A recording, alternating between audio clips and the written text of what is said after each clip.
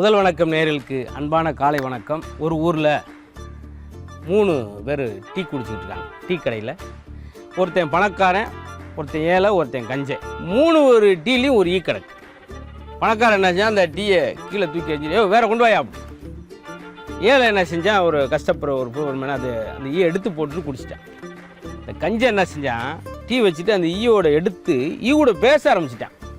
மரியாதை குடிச்ச டீயை துப்பிரு, இங்கே ஒரு மரியாதை குடிச்சிட்டு அது எவ்வளோங்க குடிச்சிட போகுது. இதெல்லாம் நினச்சி பார்க்க, அதாவது கொஞ்சம் பணம் இருந்தால் நம்மளை காப்பாற்றும், அதிகமான பணம் இருந்தால் அதை நம்ம காப்பாற்றுற மாதிரி ஆகிடும் சூழல். எதுக்குன்னா தாராள மனசு. இப்போ பாரதியார் காலத்தில் வாழ்ந்தவங்களை எத்தனை பேரை வெளியே தெரியும் பாருங்க. அதே போல் வள்ளலார் காலத்தில் எத்தனையோ பேர் பெரிய பெரிய கோடீஸ்வரர் வாழ்ந்துருப்பேன். ஆனால் வெளியே தெரியுதா? பாடிய பயிரை கண்ட வள்ளலாரை மட்டும்தான் எல்லாருக்கும் தெரியுது. ஏன் அப்டேட்டில் கூட கொஞ்சம் முன்னாடி பாருங்களேன், எம்ஜிஆர் காலத்தில் எத்தனையோ கோடீஸ்வரர் இருந்திருப்பாங்க பேசுகிறேன். ஏன் கேப்டன் அவர் காலத்தில் எவ்வளவு. அது மாதிரி தாராள மனசு வேணும். சில அப்படி இருக்கவே மாட்டாங்க பார்த்துருக்கீங்களா? வட்டி கட்டிய கஞ்சன் பார்த்துருக்கீங்களா? ஆச்சரியப்படுவீங்க. ஒருத்தர் கிணத்துல வந்துட்டு அவர் கஞ்சன் காப்பாற்றுங்க காப்பாற்றுங்க, அங்கிட்டு போன எட்டி பார்த்துருக்கேன், காப்பாற்றுறேன் ஒரு 500 ரூபா தரீங்களா? ஐயோ 500 ரூபா அதிகமாக இருக்கே, ஒரு 300 ரூபா போட்டுக்குங்க. இவன் தாங்க சாக போகிறான். சாகும் கூட 500 ரூபா தர மாட்டாரான். உனக்கு வேணா 250 வச்சுக்க. செத்தே போயிட்டாங்க. ஏங்க 200 பேரும் பேசி ஒருத்தன் போவானா? சரி, மேலே உலகத்தில் போய் எண்ணெய் செட்டில் வறுத்துக்கிட்டு இருக்காங்க. அப்போ எந்திரிச்சு எதுக்கு இவ்வளோ எண்ணெயை ஊற்றுனீங்க, உன்னை என்ன செய்வேன்றீங்க? இப்படி தாங்க நிறையா. சிலர்கிட்ட ஏதாவது உதவி கேட்க போவான். ஐயா ஊரில் ஒரு குடிநீர் தொட்டி கட்டுறோம், உங்களால் முடிஞ்சது டேய் அந்த கஞ்சன் 4 கிளாஸ் தண்ணி கொடுத்து விட்றா. இதாங்க அதுக்கு பேர் உதவி. அதனால் இந்த உலகம் எவ்வளோ விசாலமானதோ அதே அளவுக்கு உங்கள் மனசை விசாலப்படுத்துங்கள். பாரதியார் சொல்கிற மாதிரி பெரிதினும் பெரிதுகள் அப்படின்னு குறியதாக வாழாமல். ஏன்னா நீங்கள் பாருங்கள், கொரோனா டயத்தில் 5 லட்ச ரூபா தரேன், எனக்கு ஒரு சிலிண்டர் தான் எங்கேயா கொடு, ஒரு பெட்ரு தான் எங்கேயா கொடு. பெரிய பெரிய கோடீஸ்வரர்லாம் அந்த நேரம் தான் உணர்ந்தாங்க, பணம் மட்டுமே இல்லை, மக்கள் மனம் சம்பாதிப்பது தான். ஒன்றும் வேணாம் சார், ஒருத்தன் நடந்து போய்கிட்டு இருக்கான், தன்னுடைய செருப்பு அறுந்து போச்சு சார். செருப்பு அந்த உடனே பக்கத்து வீட்டில் நண்பரை கூப்பிட்டு, இந்த செருப்பை வாசலில் போட்டிருக்கேன் மாப்பிள்ள, நாளைக்கு எடுத்துக்கிறேன். அந்த உன செருப்பை கையில் எடுத்து போக முடியாது. அதுக்கு அந்த வீட்டுக்காரர் என்ன சொன்னா தெரியுமா? மாப்பிள்ள கொண்டா அப்படின்னு சொல்லி அந்த உன செருப்பு எடுத்து உள்ளே வச்சான் சார் வீட்டுக்குள்ளே. அடுத்த வாரம் அவங்க தகப்பனார் இறந்து போயிட்டார். இந்த செருப்பு வந்து வச்சுன்னு சொல்ல இல்லையா, இறந்து போயிட்டார். அடக்கம் பண்ண மயானத்துக்கு போகும்போது, சுடுகாடு போகும்போது பெரிய வெள்ளை மழை, மொழி அளவு தண்ணி போகுது. இதில் எப்படி கொண்டு போக முடியும் சொல்லி அதே அந்த செருப்பு வச்சுருந்தான் பாரு. அவன் வீட்டுக்கிட்டே, மாப்பிள்ள அப்பா அவங்க வச்சுருக்கேன், நாளைக்கு எடுத்துக்கிறேன், மழையாரு சீச்சே நாரிடும், பாட வந்துடும், தூக்கிடும். பார்த்தீங்களா, அன்னைக்கு அருந்து போன செருப்பு வாங்கி உள்ளே வச்சான் சார். இதுலேருந்து என்ன தெரியுதுன்னா, அருந்து போன செருப்புக்கு இருக்க மரியாதை கூட இறந்து போன மனுஷனுக்கு கிடையாது சார். இதில் இவ்வளோ காலம் மனிதனுடைய மதிப்புனா அப்படி இப்படி. உண்மையிலே ஒரு என்ன செஞ்சான், புதையல் வச்சுருந்தேன் சார் தோட்டத்தில். சாயந்தரம் பாவான் வச்சுட்டு காலையில் போய் அதை ஓப்பன் பண்ணி பார்ப்பான், மண்ணை தோண்டி இருக்கா, செங்கல் அளவுக்கு ஒரு தங்க கட்டி அப்படி பார்த்துக்குவேன், வச்சுட்டு வந்துடுவேன். இதே மாதிரி 6-7 வருஷமாக காலையில் போவார், எடுப்பார், வெட்டி எடுப்பார், தோட்டத்தில் பார்ப்பார், வந்துடுவார். ஒரு நாள் தொலைஞ்சு போச்சு, பதட்டம், ஐயோ போச்சு.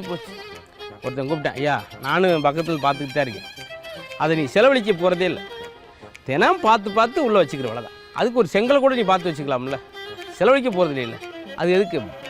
இதான் சார், இப்படி தான் நிறையா பேர் வாழ்கிறது. வைரமுத்து அவர்கள் சொல்கிறாரு, இந்த மனிதனுடைய மதிப்பு என்ன, எனக்கு 6 பங்களா இருக்குது, நான் கவுன்சிலராக இருக்கேன், நான் எம்எல்ஏ இருக்கேன்றலாம் ஒரு பக்கம். மனிதனுடைய மதிப்பு அழகாக சொல்கிறார். இந்த உடம்புல உள்ள இரும்பு சத்தை வச்சு 2 ஆணி செய்யலாம் 50 பைசா. இந்த உடம்புல உள்ள கந்தக சத்துன்னு ஒன்று இருக்குது, அதை வச்சு 2 தீப்பெட்டி செய்யலாம், அது ஒரு 50 பைசா 1 ரூபா. இந்த உடம்புல உள்ள கொழுப்பு சத்துக்களை வச்சு ஒரு சோப்பு செய்யலாம் 2 ரூபா. மொத்த மனித மதிப்பே எவ்வளோன்னா 3 ரூபாய்க்கு மேலே தாண்டலை சார். இதுக்குள்ளே நான் அப்படி இப்படி. தாசில்தார் விட்டு நாய் இறந்து போச்சு ஒரு ஊரில். ஊரே விசாரிச்சாங்க, ஐயோ நாயா ஒவ்வொன்று குலைக்குமேன்றான் ஒருத்தன். அப்போ நாய் ஒவ்வொன்று தான் குலைக்கும். ஐயோ 4 காலில் ஓடுமே, வாழை ஆட்டுமேன்றான். ஏன்னா தாசில்தார் விட்டு நாய். ஆளுக்கு 2000 பேர் அழுதுட்டு போகிறான் சார் தாசில்தார் விட்டு நாய் செத்துக்கு. அடுத்த வாரம் தாசில்தாரே செத்து போயிட்டார், ஒரு நாய் அந்த பக்கம் இல்லை. அவருடைய நோக்கம் என்ன? தாசில்தார் கிடையாது, அவருடைய பதவிக்கு தான் மாதிரி. அது மாதிரி எல்லாரும் கையெடுத்து கும்புறானா நம்மளுக்கால, நம்ம பதவிக்காக இருக்கும்போது பாருங்களேன், நம்ம உலகமே வருந்த வேண்டிய அவசியம் இல்லை சார். இறந்தது பக்கத்து வீட்டுக்காரனாவது வருந்தும்படி வாழ்ந்தாலே போதும். அதற்கு ஏதாவது நம்மளுடைய தடங்கள், எத்தனை காலம் வாழ்ந்தான், எப்படி இல்லை, எப்படி வாழ்ந்தான் என்பது. அதுக்கு நம்மளுக்குள்ளேயே பணத்தையும் சரி மனத்தையும் நம்மளுக்குள்ளேயே வச்சுருக்காம விசாலப்படுத்துங்க. உங்கள்கிட்ட பொருள் இருக்கா கொடுங்க, நல்ல மனசு இருக்கா அது ஆறுதலாக கொடுங்க, வார்த்தையில் கொடுங்க. பணத்து மூலம் சந்தோஷப்படுத்தலாம், நல்ல மனது மூலம் சந்தோஷப்படுத்தலாம். ஒரு ஊர்லேயே கேட்டாங்க, சார் நீங்கள் வீட்டில் இருக்கும்போது என்ன உடை உடுத்துவீங்க அப்படின்னு கேட்டாங்க ஒரு கஞ்சன்ட்டு. அருணாக்கீரை அப்படின்னா இவனோட கஞ்சன் எங்கேயா பார்த்துருக்கீங்களா, அது ஒரு உடையினே நினச்சிருக்கான் பாருங்க. உண்மையிலேயே ஒரு தடவை போட்டி நினைச்சு உலகத்திலே சிறந்த கஞ்சன் யார், இவன் கஞ்சன்ட்ட கற்றுக்கிறக்கா போயிருக்கான். போனவர் என்ன செஞ்சிருக்கா, பட்டக்குன்னு லைட் ஆஃப் பண்ணியிருக்காரு. எதுக்குங்க ஐயா, வாய் பேச போது காது கேட்க போகுது, எதுக்கு லைட்டு வீணாக எரிஞ்சிக்கிட்டு லைட் ஆஃப் பண்ணிட்டேன். எப்படி கஞ்சன்ட்டு கதை கேட்க போயிருக்கான். பேசி முடிச்சுட்டு லைட்டை ஆன் பண்ண போயிருக்கேன், வந்தேன்னு சொல்லியிருக்கேன். ஐயா லைட்டை போடாங்க. ஏன், நான் வேட்டியை கட்டிக்கிறேன்.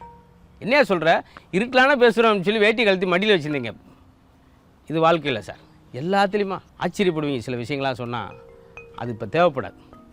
எளிமையாக இருப்போம், மகிழ்வாக இருப்போம், அடுத்தவரை மகிழ்ச்சி படுத்துவோம். தான் வருமானத்தில் 10% மற்றவங்களுக்கு கொடுத்து அவங்க இன்புறுவதை கண்ணால் பார்க்கும்போது ஒரு சந்தோஷம். அப்படியே லியோ டால்ஸ்டாய் ரஷ்ய தேசத்தில் மிகச்சிறந்த எழுத்தாளர் நடந்து போகிறாரு.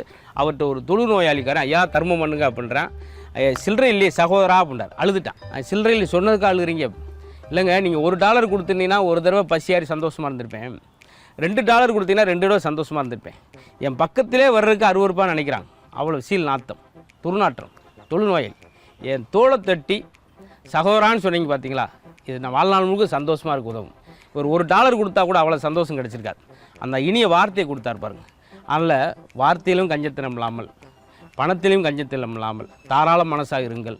உலகம் உங்கள் வசப்படும், நண்பர்கள் பெறுவார்கள், மகிழ்ச்சி கூடும். இன்றைக்கி கஞ்சனாக இருக்க வேணாம், தாராளமாக இருங்கள் அப்படின்னு சொன்னோம். நாளைக்கு இதே மாதிரி சுவாரஸ்யமான விஷயத்தோடு வருவோம்.